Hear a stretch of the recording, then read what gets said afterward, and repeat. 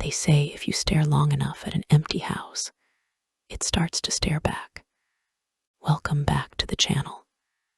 Tonight's story isn't just one of those typical internet legends. This one has roots, real sightings, a trail of missing persons, and a house that, according to public record, shouldn't even exist anymore. This is the story of the man with no windows. I used to live in a small town in western Pennsylvania. Population under 3,000, the kind of place where everyone knows your dog's name, but no one really talks about the past. There's this old road that runs out of town, Merrick Hollow Road. It curves through thick woods, almost completely abandoned, except for an occasional deer hunter or someone trying to get lost on purpose. On Merrick Hollow, there's a house, or there used to be. Everyone knew about it, but no one claimed to have ever actually seen it. The legend was that if you took the road just before midnight, especially on the first frost of the year, you'd catch a glimpse of it through the trees. Just one glimpse, a white, 2-story colonial. No driveway, no mailbox, and no windows, not boarded up, just never built with any. No glass, no frames, just blank white walls where windows should be. People said if you saw the house, you'd start to dream about it. And once you dreamed about it, well, you'd be drawn back, again and again. Some said the dreams were harmless at first. The house would appear, alone in the woods, surrounded by stillness. But as the dreams continued, they changed. The man appeared.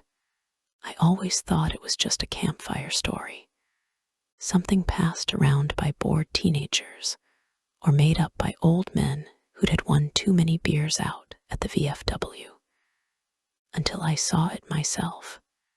It happened the October after I turned 19. I had just moved back in with my parents after dropping out of college. I was working nights at a warehouse and taking long drives to clear my head.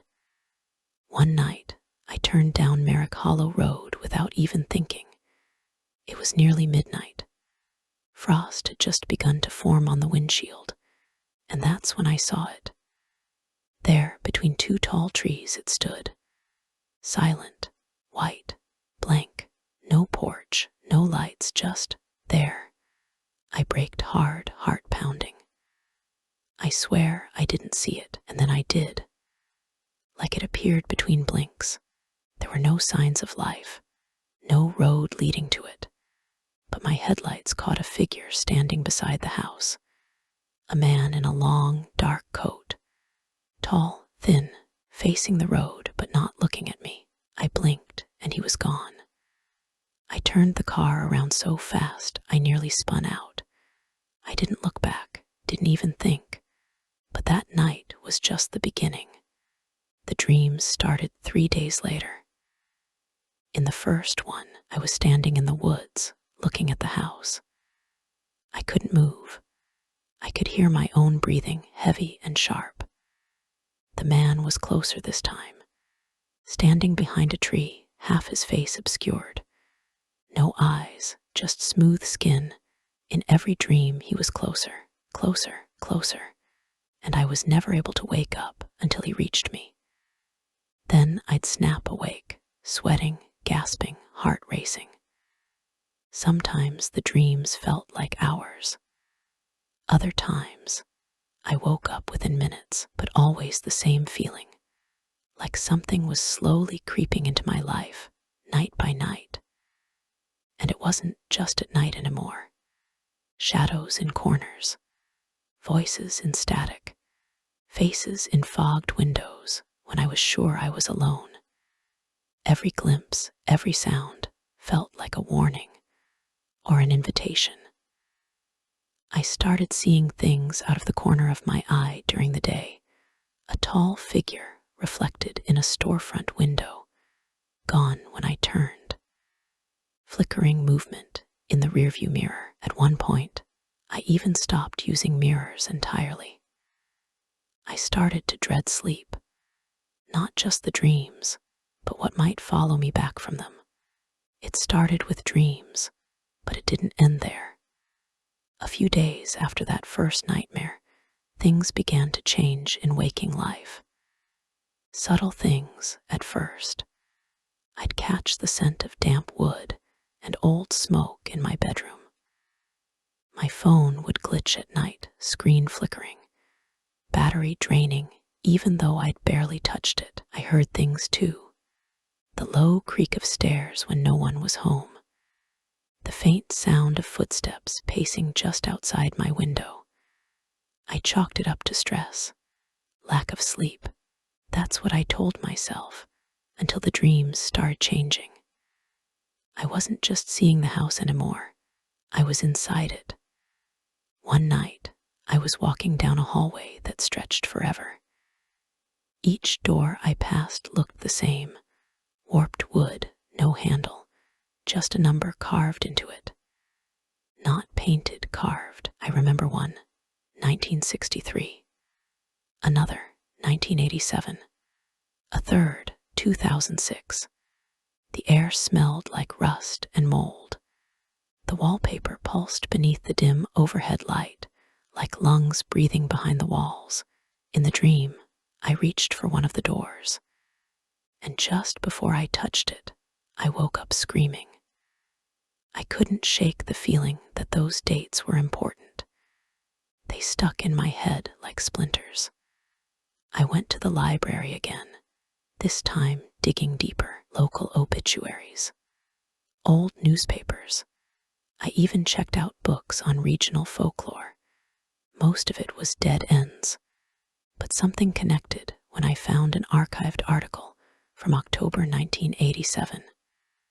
A college student from a nearby town had vanished while driving back home after visiting friends. Last known location, Merrick Hollow. I flipped back through the microfilm to 1963. Same thing. A teenager disappeared after a Halloween party, vehicle never found. Then 2006, another name. Another missing person, same road. Each dream door had matched a real case. Real people, real losses. And there were more, dozens more. Not every year, but nearly. Each time, the same whispers started circling town. The same rumors about a house that wasn't on any map. A man no one could describe. A silence that swallowed you whole.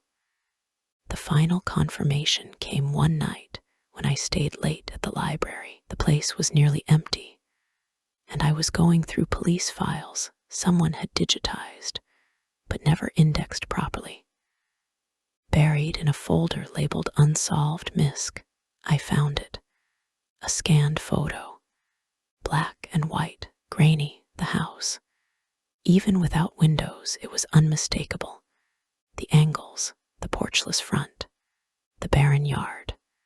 Scribbled on the back in fading ink was a date, October 1960, and a name, James K. Wendell. A local deputy. Missing ever since. It hit me like a punch to the chest. Someone had seen it, long before I was born. I copied the file onto a USB and left in a hurry. I didn't sleep that night. I just sat on my bed, staring at the walls, wondering how many others had gotten this far, and how many had disappeared after. Things escalated. I stopped going to work. I stopped answering texts. I just kept digging. I'd find myself lost in thought and realize I was already halfway down the road to Merrick Hollow, the steering wheel cold in my hands, the woods darker than they should have been. It wasn't just curiosity anymore, it felt like compulsion, like something was calling me back. And then the voice returned. It started as a whisper in the vents, then in the backyard, then inside the house. It always said the same thing. Almost time. The final dream came a week before Halloween.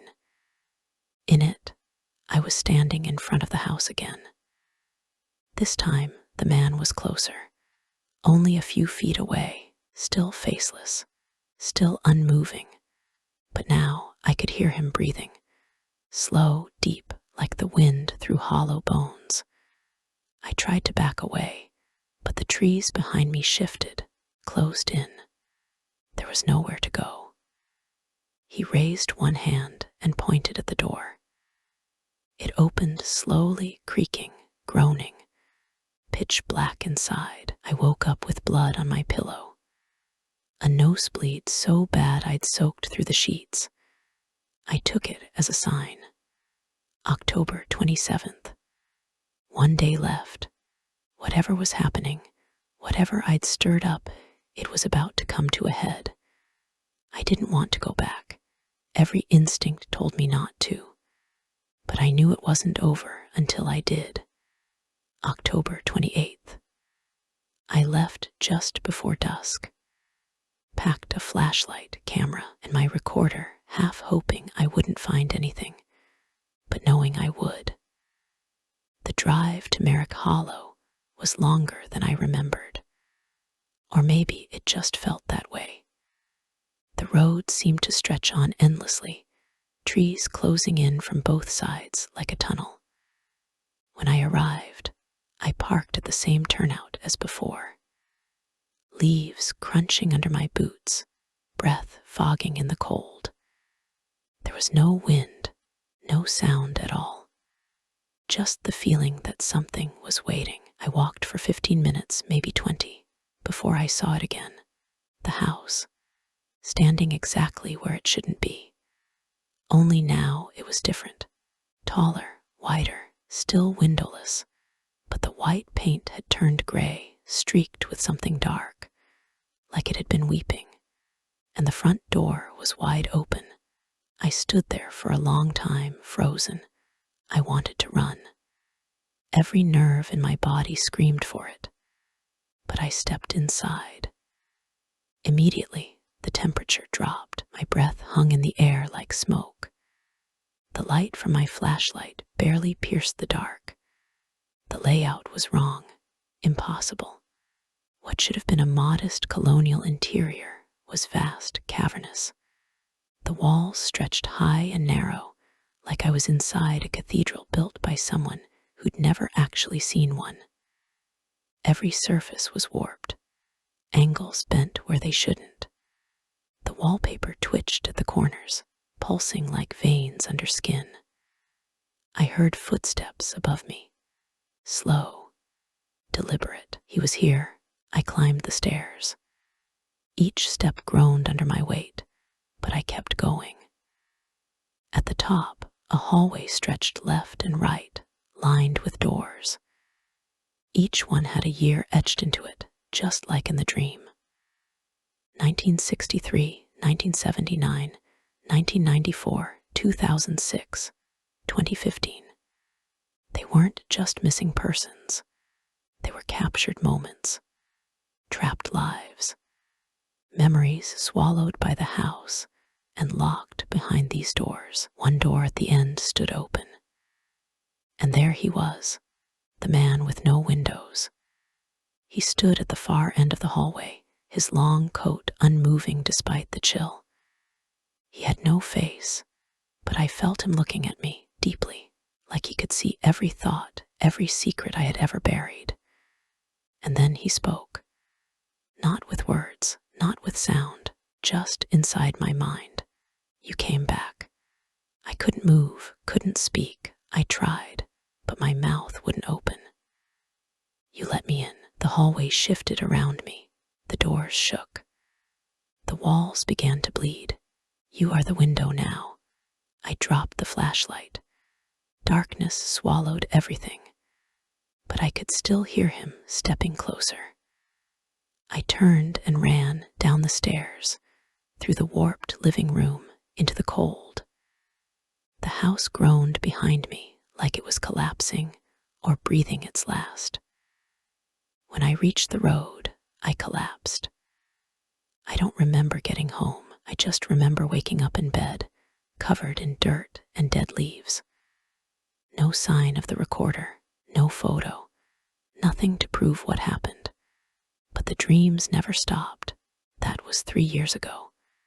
Since then, I've moved twice, changed jobs, changed phones, tried to live normally. But he always finds me. I hear him in the walls, in the static, in silence. Every October, the dreams intensify.